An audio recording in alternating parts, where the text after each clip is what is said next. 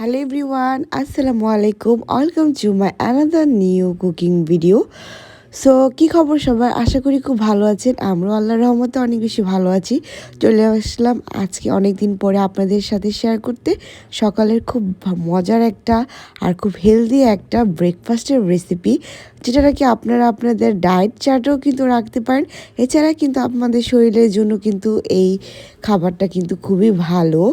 আমাদের উচিত প্রতিদিনের রাস্তায় পরোটা না রেখে এরকম মাঝে মাঝে হেলদি কিছু খাওয়ার।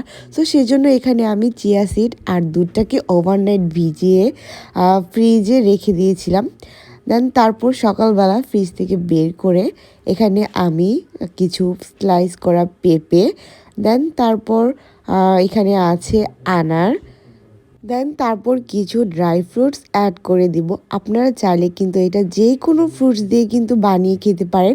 যেহেতু আমার ঘরে পেঁপে আর আনারটা ছিল, সেজন্য আমি এটা দিয়ে কিন্তু আজকে ব্রেকফাস্টটা রেডি করছি। সো এখানে আমি কিছু কাজু বাদাম আর পেস্তা বাদাম অ্যাড করেছিলাম, কারণ বাদামও কিন্তু আমাদের শরীরের জন্য খুব ভালো, আর বাদাম খেলে কিন্তু আমাদের শরীরে শক্তি যোগাতে হেল্প করবে। সো এখানে কিছু বাদাম অ্যাড করার পরে কিন্তু আমি এতে অ্যাড করে দিব সামান্য পরিমাণ মধু। এখানে আমি এক্সট্রা কোনো চিনি ইউজ করিনি, সেজন্য কিন্তু এখানে মধুটা আমি অল্প পরিমাণে অ্যাড করে নিচ্ছি। আর গাইস, আমার ঠান্ডা লেগেছে, সেজন্য কিন্তু আমার ভয়েসটা কিন্তু একদম অন্যরকম শোনা যেতে পারে, সেজন্য আমি সরি বলে নিচ্ছি। যাই হোক, দেন এখন কিন্তু আমার হেলদি ব্রেকফাস্টটা রেডি। সো এই তো একদম সিম্পল বাট খুব হেলদি। এটা কিন্তু চাইলে আপনারা বাচ্চাদেরও কিন্তু খাওয়াতে পারেন।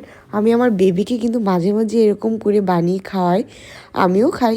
এটা খেতে কিন্তু ভীষণ মজা। আর আপনারা চাইলে কিন্তু এর সাথে কিন্তু কর্নফ্লেক্সও ইউজ করতে পারেন, এতে করে কিন্তু আরও বেশি মজা লাগবে খেতে। সো কেমন লাগলো রেসিপিটি অবশ্যই কমেন্ট করে জানাবেন, আর যদি ভালো লেগে থাকে অবশ্যই লাইক কমেন্ট শেয়ার করতে একদমই ভুলবেন না। আজকের মতো এই পর্যন্তই, সবাইকে আল্লাহ হাফেজ।